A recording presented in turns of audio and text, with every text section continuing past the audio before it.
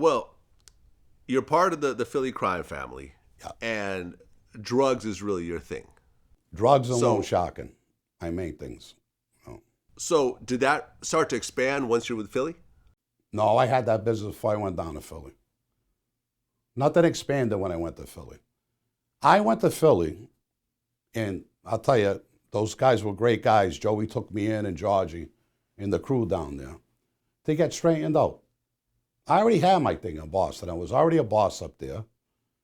But I wanted, I was in that life, and I wanted that button, and I wanted to straighten my crew up. I mean, we all want to do that when we're in that life. And being with Philly gave me a lot of independence. That's why I made that move. But no, I had everything before I even went down there. Well, being around all these guys, both on the Boston side and on the Philly side, you're attracted the attention of the feds. And at one point, they started to really look into the whole crew and started, you know, putting in federal agents to buy drugs and start videotaping things and everything else like that. Uh, did you know the feds were onto you, or did you have no idea? They were on to me before the 99 happened. They were on to me because they showed me videos. I was at a funeral of a friend's in Charlestown, one of the Irish guys, and they had tapes of me there. And then after the 99 happened, I heard they flew a lot of agents in just to watch our family to see what we were doing. So I was hot. After 95, 96, I was hot up there anyway. Actually, going down to Philly, I used to drive down most of the time. And every time I got to the hotel, when I go back outside, there'd be a plainclothes Boston state trooper car. They used to follow me down. They used to leave the hat in the back so I could see it when I walked past it. So it was pretty open surveillance. And the FBI told me too, they actually told me they were in the elevators with me at the hotel of Philly going up and down. I never knew who they were or recognized them. But I had a lot of surveillance on me. Well, on June 28th, 1999, Yeah. 13 people get indicted for conspiracy to acquire and distribute cocaine. Right. And you're a part of that. I'm part of that. Do you remember the day you got busted? Oh yeah, I remember that day. That was all right. Yeah, I remember that day. Well, at that point, when I got arrested, I was going back to church, and a funny story, going back to church. And I was having a hard time doing what I was doing. I had a religious experience, you want to call it, not religious, spiritual experience. And I think it was, March 28th of 1998, I accepted Jesus back in my life. So I'm trying to go to church, I'm trying to run my crew on the street, and then boom, this happens on June 28th, 99.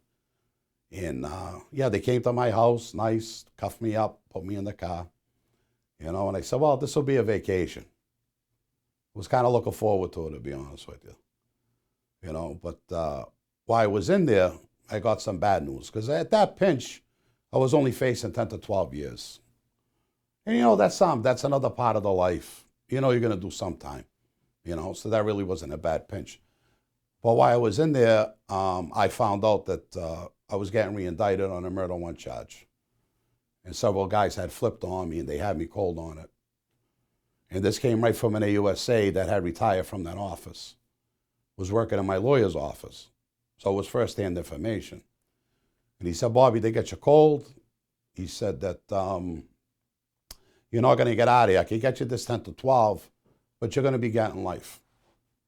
Everybody flipped on you on this one particular murder. Now, there was a few, but there was only one particular, So at that point, I had to decide to, lick my wounds or just go fight. What was I going to do? So now all my friends in Boston were lining up against me. So I didn't want to be a pink cushion anymore. So I decided to talk to the feds at that point. Well, the murder you're talking about, that was the 1997 murder of Anthony DiPrizio? I think it was that murder. I'm not sure, to be honest with you. Well, did you admit to that murder as part of your eventually deal? I did. What happened, as negotiations were going on with the feds, things started breaking down. we never fully finished my agreement with them. Because when I started talking with them, I really didn't want to be an informant. I mean, I couldn't do it, you know. So I tried to recant her, and eventually I went to 5 status hearings, and they ripped my agreement up. And I went to trial, I think it was 2002, on the cocaine charges, and I got 20 years on that. Well, with the murder, I guess what I'm trying to figure out is you admitted to the murder of Anthony DiPrizio, but did you get charged for that murder or no? Well, in the superseding indictment, but no, I didn't never got charged for it. When you go in a proffer and you sign papers with these people, they can't come back at you with the information that you gave them. Do you understand? Mm-hmm. Okay? So that murder got out. Yes, it did. And they talked about that murder in the paper. You know, but everything else I told them is under seal. They couldn't use it. So like a proffer agreement in a way, where Yeah, you tell them, everything you know, but they can't use it against you to indict you? exactly. Got it. Okay. But here you are facing this drug charge, and the way that the prosecution said that the case is so strong, it's overwhelming.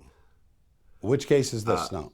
This is the drug case, and I guess they actually had videotapes of you buying. Oh, yeah, kilos no, of they had me cocaine. cold, but it was still entrapment.